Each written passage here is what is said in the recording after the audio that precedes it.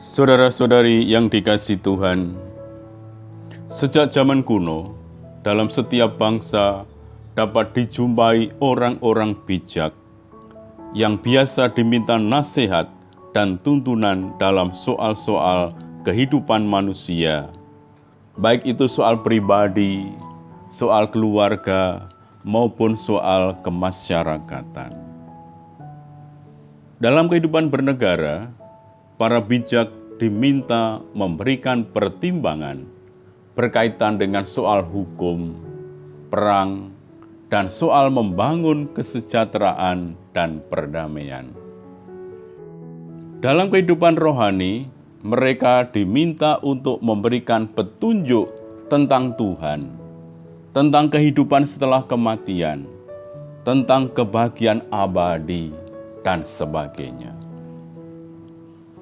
Dalam Perjanjian Lama, kebijaksanaan diyakini bersumber pada kebijaksanaan Allah. Dalam kitab Kebijaksanaan Salomo bab 7 ayat 25 dan 26 dikatakan bahwa kebijaksanaan adalah pernafasan kekuatan Allah dan pancaran murni dari kemuliaan yang maha kuasa.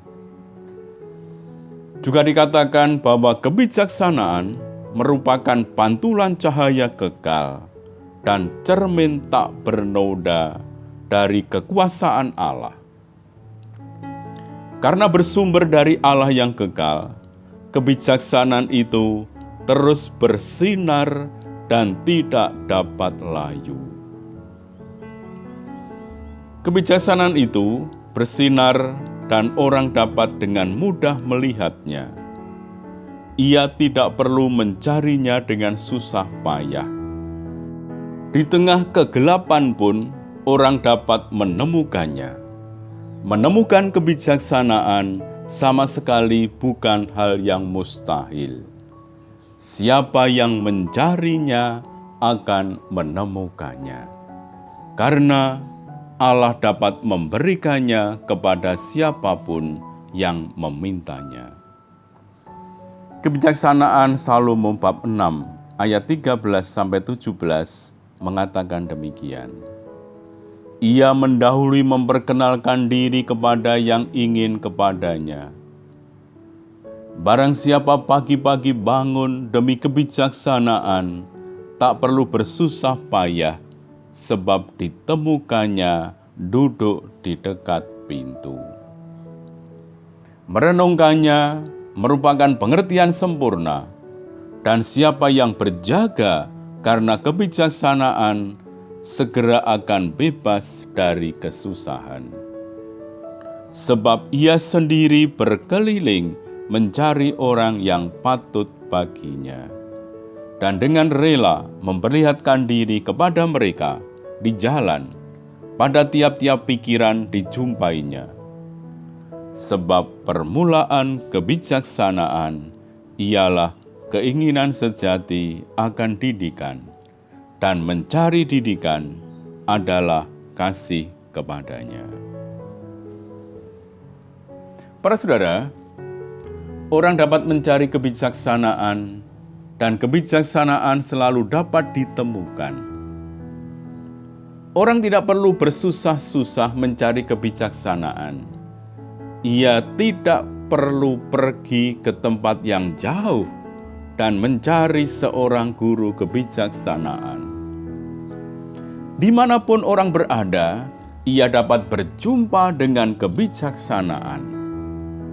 Ketika orang bangun pagi-pagi, karena merindukan kebijaksanaan, kebijaksanaan sudah duduk di dekat pintunya. Kebijaksanaan juga berkeliling mencari dan memperlihatkan diri kepada orang yang pantas mendapatkannya. Dimanapun orang dapat bertemu dengannya, karena kebijaksanaan itu menjumpai pikiran tiap-tiap orang. Bahkan ia akan lebih dahulu memperkenalkan diri kepada orang-orang yang patut baginya. Mereka ini adalah orang yang persis kebalikan dari orang fasik, yang tidak patut baginya karena mereka berteman dengan maut. Sebelum orang itu menemukan kebijaksanaan, kebijaksanaan itu sendiri sudah lebih dahulu menjumpainya. Kebijaksanaan dapat dikatakan sebagai seni hidup, pemahaman praktis yang sedikit banyak dapat menjamin kebahagiaan dan keberhasilan tiap orang. Kebijaksanaan merupakan hasil pengamatan dan pengalaman yang terus-menerus dan turun-temurun. Pengalaman dan pengamatan yang lama itu bagi orang yang mau berpikir menyatakan bahwa dalam dunia manusia terdapat aturan dan hukum tertentu. Dan hal-hal tertentu biasanya terjadi menurut aturan dan hukum yang tetap. Misalnya, orang malas biasanya menjadi miskin. Orang yang suka marah biasanya terlibat dalam banyak percecokan. Orang yang bijaksana menyesuaikan tingkah lakunya dengan aturan dan hukum itu. Dengan jalan itu, ia dapat bebas dari segala kesusahan dan sebaliknya dapat hidup dengan tentram, aman, bahagia, dan sukses. Para saudara, kebijaksanaan mengajar orang untuk dapat menempatkan diri dan mengambil sikap dalam segala situasi. Bagaimana orang harus mengambil sikap terhadap kegembiraan, kesengsaraan, tugas, dan tanggung jawab. Kebijaksanaan mengajar orang untuk mengambil sikap yang tepat dalam relasi dengan orang lain. Bagaimana harus bersikap terhadap orang tua, terhadap teman, dan sebagainya. Orang yang mendengarkan nasihat bijak atau mengikuti jalan kebijaksanaan akan sampai pada kebahagiaan hidup yang diimpikan oleh setiap manusia.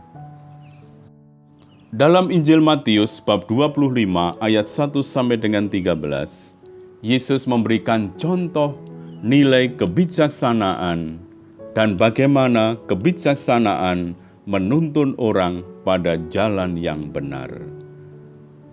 Lebih dari itu, Yesus menunjukkan bagaimana kebijaksanaan dapat mengantar orang masuk ke dalam kerajaan surga.